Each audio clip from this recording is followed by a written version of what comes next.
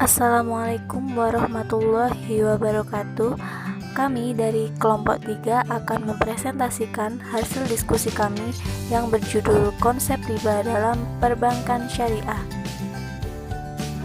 Jadi yang pertama kita akan membahas definisi riba terlebih dahulu. Dalam Kamus Lisanul Arab, kata riba diambil dari kata roba.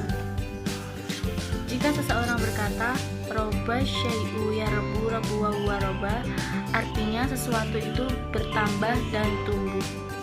Dan jika seseorang menyatakan arbaituhu, maka artinya aku telah menambahkannya dan menumbuhkannya. Sedangkan dalam kitab Mughunil Muhtaj disebutkan bahwa riba adalah akad pertukaran barang tertentu dengan tidak diketahui bahwa kedua barang yang ditukar itu sama dalam pandangan syariat, baik dilakukan saat akad ataupun menangguhkan atau menghasilkan dua barang yang ditukarkan ataupun salah satunya. Konsepnya, riba adalah tambahan yang diambil dari pokok pinjaman yang dipersyaratkan dan dijadikan syarat. Dalam Islam, memungut riba atau mendapatkan keuntungan berupa riba pinjaman hukumnya itu haram. Ini dipertegas dalam Al-Quran surah Al-Baqarah ayat 275 yang artinya, padahal Allah telah menghalalkan jual beli dan mengharamkan riba. Riba dalam pemahaman fikih Islam sebagaimana telah dijelaskan pada Al-Quran surah Ali Imran ayat 130 yang berbunyi, Ya ayyuhalladzina amanu la ta'kulur riba, yang artinya, wahai orang-orang yang beriman, janganlah kamu memakan riba.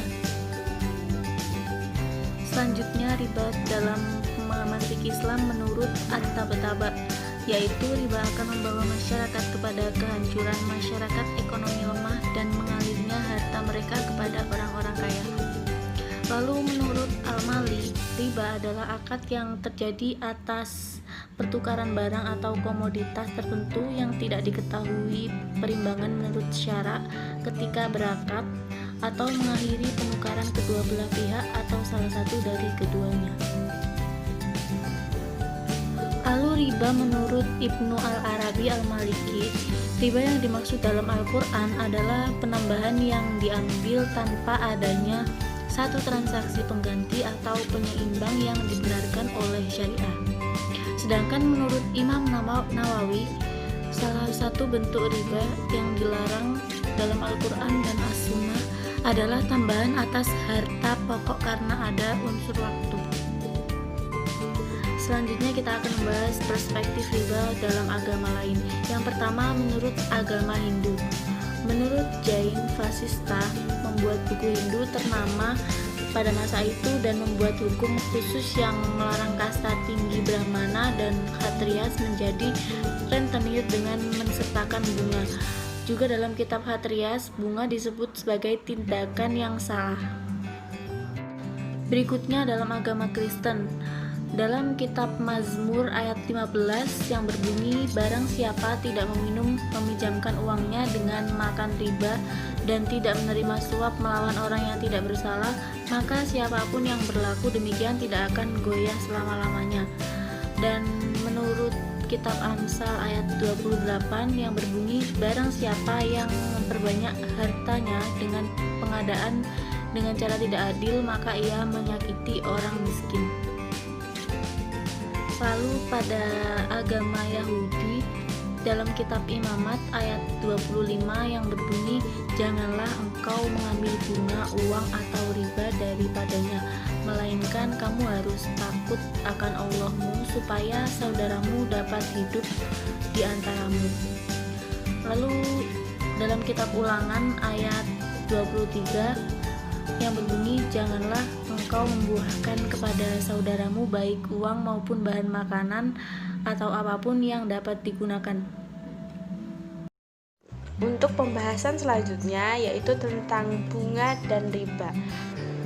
Apakah bunga itu termasuk riba? Jadi menurut ijma konsensus para fuqaha tanpa terkecuali, bunga itu termasuk golongan riba karena riba memiliki kesamaan maksud dan kepentingan dengan bunga. Yang pertama, ini di lembaga internasional ada Dewan Studi Islam Al-Azhar Kairo dalam konferensi DSI Al-Azhar pada bulan Muharram tahun 1385 Hijriah. Kemudian ada keputusan Muktamar Bank Islam II di Kuwait tahun 1403 Hijriah. Kemudian Majma' Fikih Islami pada konferensi OKI kedua di Jeddah, Arab Saudi tanggal 10 sampai 16 Rabiul Tsani 1406 Hijriah. Kemudian di Indonesia sendiri ada NU pada Bahsul Masail di Munas Bandar Lampung tahun 1992. Kemudian ada Majelis Ulama Indonesia pada Lokakarya Alim Ulama di Cisarua tahun 1991. Kemudian ada Lajnah Ulama Komisi Fatwa se-Indonesia Majelis Ulama Indonesia pada Silaknas MUI tanggal 16 Desember tahun 2003. Kemudian ini ada bunga bank menurut Yusuf Qaradawi. Menurut Yusuf Qaradawi, bunga bank itu diharamkan karena yang pertama fungsi utama bank adalah sebagai financial intermediation. Menurutnya sama dengan riba akar dan juga calo riba yang memakan dan memberi riba. Kedua, dalam praktek perbankan, tambahan harus diberikan dan hal ini disyaratkan sebelumnya. Hal ini termasuk dalam kategori riba. Yang ketiga, pada saat batas pinjaman berakhir dan peminjam belum bisa melunasi hutangnya, maka terdapat dua pilihan, yaitu lunas atau hutangnya bertambah. Dan ini prakteknya berlaku juga pada bank konvensional.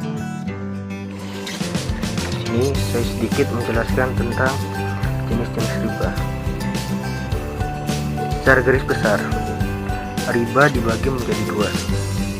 Yang pertama, riba utang piutang, dan yang kedua, riba jual beli.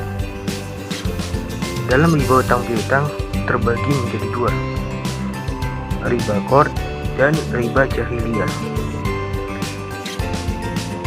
Sedangkan dalam riba jual beli terbagi juga menjadi dua, riba fard dan riba nasi'ah.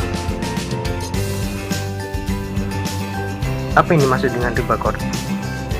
Yaitu suatu manfaat atau tingkat kelebihan tertentu yang disyaratkan terhadap kreditur muqtarid karena atas bentuk balas jasa atas pinjaman yang diberikan. Contoh dalam kehidupan sehari-hari ialah yang terjadi pada produk pembiayaan kendaraan bermotor, lembaga finance konvensional. Adapun riba jahiliyah yaitu riba ini sudah ada sejak zaman jahiliyah. Utang dibayar lebih dari pokoknya karena kreditur mampu membayar utangnya pada waktu jatuh tempo, dan yang menawarkan tambahan adalah peminjam. Contohnya yaitu pengguna kartu kredit.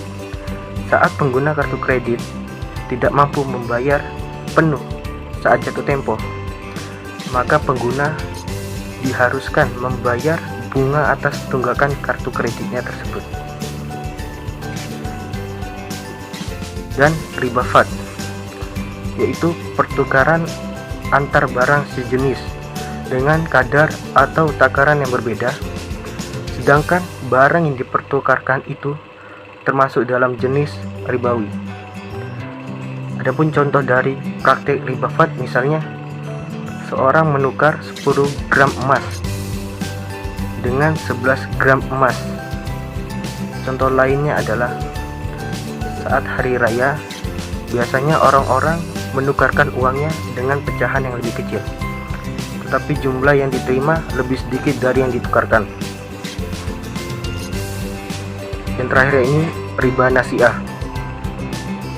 riba yang muncul atau terjadi karena adanya penangguhan atau penahanan penerimaan atau penyerahan suatu jenis barang ribawi yang nama barang tersebut dipertukarkan dengan jenis barang ribawi lainnya. Riba ini mirip dengan riba fadl, hanya saja ada perbedaan pada serah terima barang jual beli. Jika komoditi di atas berbeda jenis di barter, namun masih dalam satu kelompok, misalnya adalah emas dan perak atau kurma dan gandum, maka di sini hanya harus terpenuhi satu syarat, yaitu kontan. Sedangkan timbangan atau takaran boleh berbeda. Jadi, jika beda jenis itu dibarter, maka boleh ada kelebihan timbangan atau takaran. Misalnya, boleh menukar emas 2 gram dengan perak 5 gram. Sekian, terima kasih. Baik, sekian presentasi dari kelompok kami. Kurang lebihnya kami mohon maaf. Assalamualaikum warahmatullahi wabarakatuh.